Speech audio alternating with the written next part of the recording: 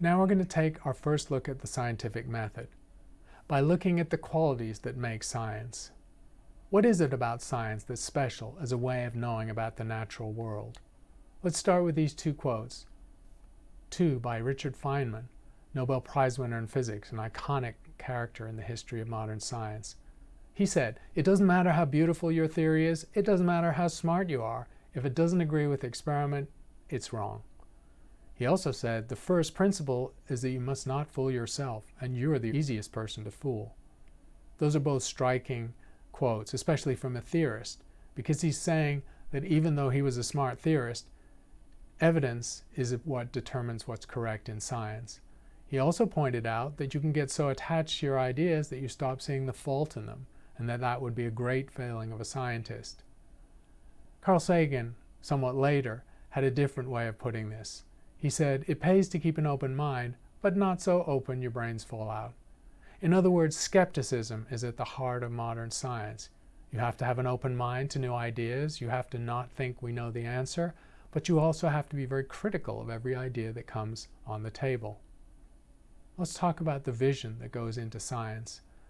Science starts with curiosity. That's something that's born in all of us. The starting point is finding patterns in the natural world. And so in a sense, every baby is born a scientist, because every baby, as their brain develops, as they start using their senses, is piecing together patterns they see in the world, especially before they have the ability of language and writing.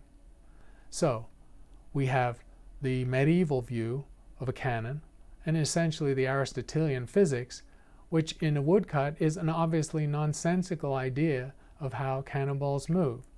And that's what happens when ideas dominate evidence or experiment. We move forward into the Renaissance, and from a drawing or an etching by Leonardo, we get the natural view, the parabolic arc of a cannonball that was very well known to observation by anyone who's ever seen a cannonball or projectile.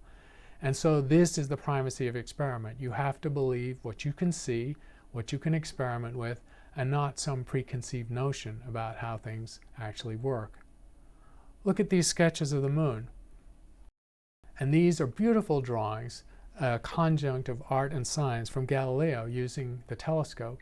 And we know the moon does look like this. And when you see it in this detail, it becomes a geological world, not some strange mythical object in space. We also have sounds. Here you're going to hear the harmony of the spheres turned into literal musical notes, starting with the innermost planets and the highest notes, and you'll hear the outer planets being added as lower notes and resonances until all 7 planets are audible.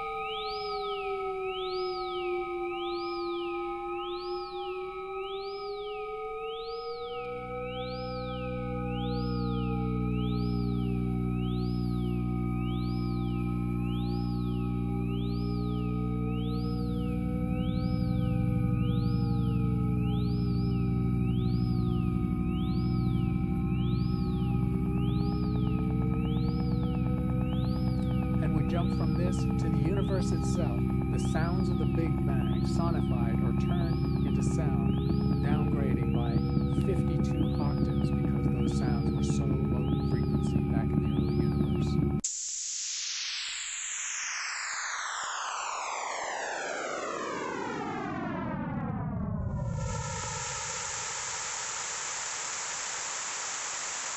Science is also about discovery. We have to discover things in nature. We have to be open to the evidence of our eyes. As I mentioned, patterns are important. Looking at patterns in nature, we can make an analogy of decks of cards. If you look at these 4 patterns in the decks of cards and ask what is a simple rule that might explain the patterns, see if you can guess. The first one, A, I don't even have to say. It's obviously the cards of a particular suit in numerical order. What about B? B, maybe not so obvious. If you look at the numbers, there's no obvious pattern, but you can easily and quickly see by keying on the color that we're alternating between red and black cards.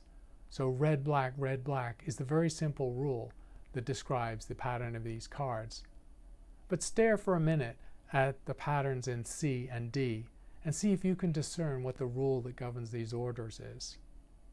It seems like a strange game, but in fact is the game that scientists play all the time when they look at patterns in the natural world that can be subtle or profound or complicated or even elegant and simple, and they have to discern what is the rule of nature that has made this pattern. So again, look at C and D and see if you can come up with an answer.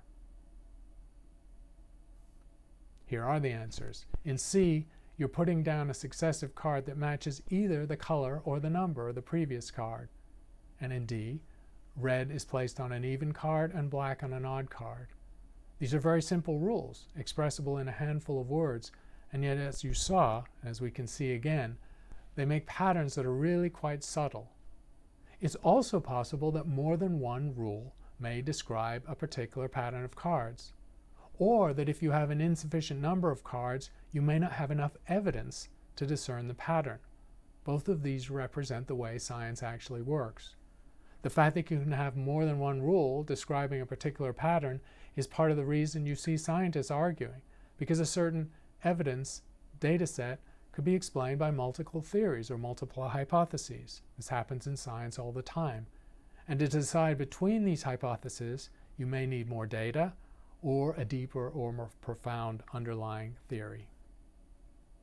Periodic table is a perfect example of patterns in nature, and here we see a reflection of the transmission from the Greek way, earth, air, fire, and water.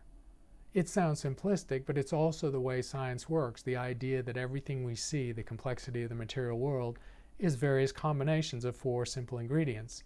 Now, we know that there are 92 simple ingredients, the stable elements of the periodic table, and that various combinations of those ingredients give us the material world. This is a slightly more whimsical version of the periodic table. Is mathematics invented or discovered? It's a subject we'll return to later.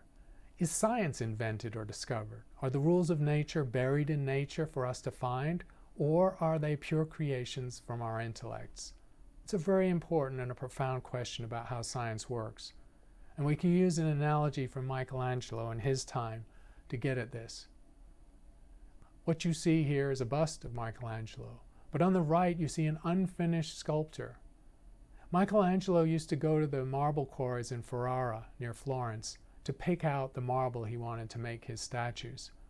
And while we might think that the work of a sculptor is that of taking an unmarked, smooth block of marble and by his will imposing an artistic vision on it to pull a figure or an incredible sculpture out of this block, Michelangelo didn't always see it that way. In one of his writings, he talked about looking for the perfect marble in the quarry because he saw marble where something was within the marble waiting to be liberated.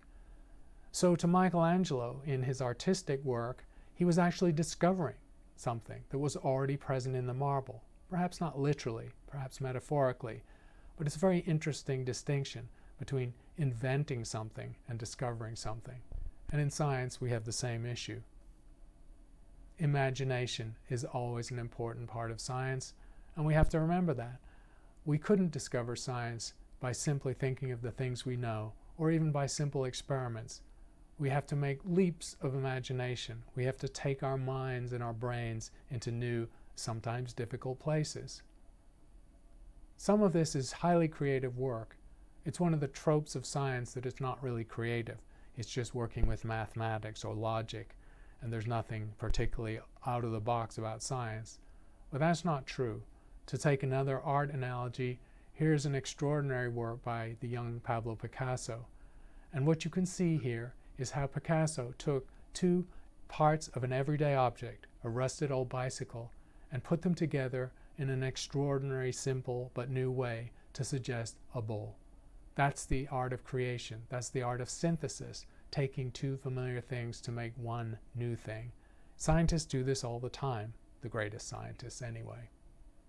We can imagine the impossible, and sometimes we have to. In this sequence, we'll see a set of impossible images, which of course can be represented artistically, and we'll be listening to something called the X-canon, which is pianos rigged to play at a speed that's simply impossible to play, one starting fast, the other starting slow, and the 2 varying their cadence until they meet in the middle and cross.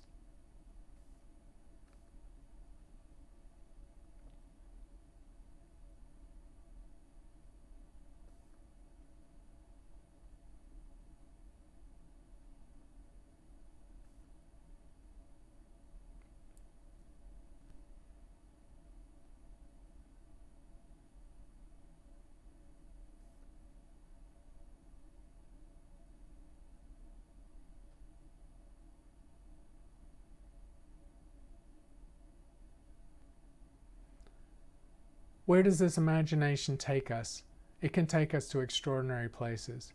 In this example, from a little bit further ahead in the course, we see Newton imagining orbits by taking a cannon and visualizing what would happen if you fire the cannonball horizontal at higher and higher speed until eventually the Earth falls away at the same rate that the cannonball falls to the Earth. You've imagined an orbit. Newton never did this experiment. It couldn't be done for centuries until after his death. In the other picture, we see a mosaic of artists imagining other worlds. Now, in astrobiology, we know of over 5,000 planets orbiting other stars. We've never seen any of them up close, and so many of them are so far away that we might never in our lifetimes. But meanwhile, people are taking the simple scientific data about these exoplanets and they're visualizing or imagining these other worlds and the biology that might exist on them. So imagination is important essentially at every stage in science. And here we can imagine a rift in space-time, a wormhole. Okay to go. I'm okay to go. Initiate drop sequence. On my mark. 10, 9. Now we transfer. 8, 7, 6, 5, 4, 3, 2. I'm okay to go. Oh, God! Ah! Ah! Ah!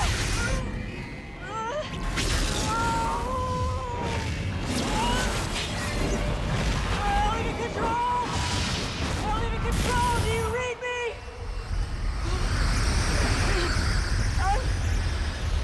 Under control! Do you read me?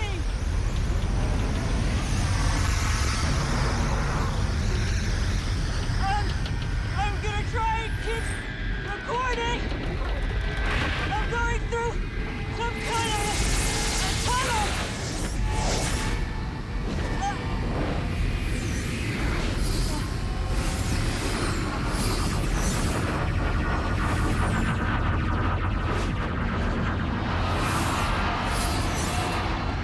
There's a light source ahead. Brilliant. Blue-white. Is this all radiation?